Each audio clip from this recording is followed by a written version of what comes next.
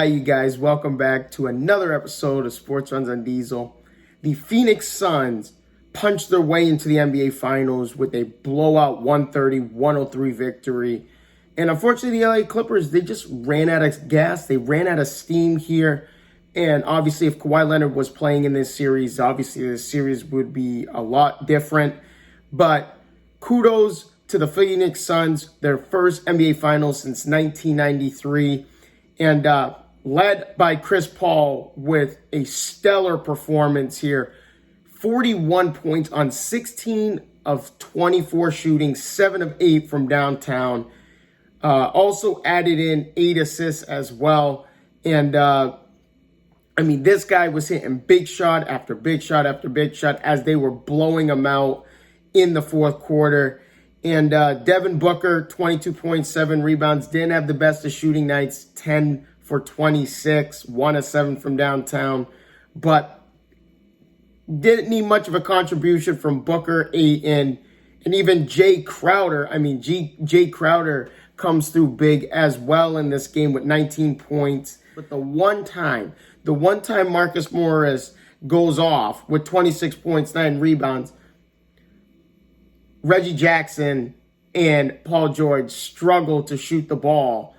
I think they combined for 34 points, and they really needed somewhere around 45 to 50 points between the two of them to remotely have a chance, and they were nowhere near close to that.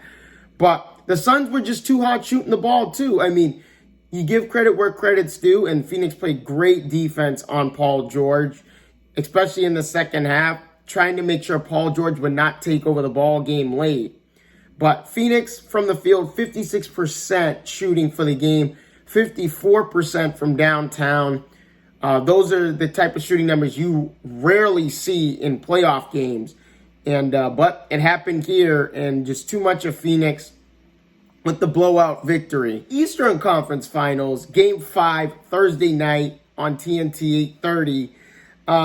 Trae Young is still questionable, and Giannis is considered doubtful right now in terms of their statuses for playing in Game 5. Obviously, those statuses might change. I highly doubt with Giannis. It's a good thing the MRI showed results of him not having any structural damage to that left knee when he hyperextended it on Tuesday night. So that's an encouraging thing to see for the Milwaukee Bucks here.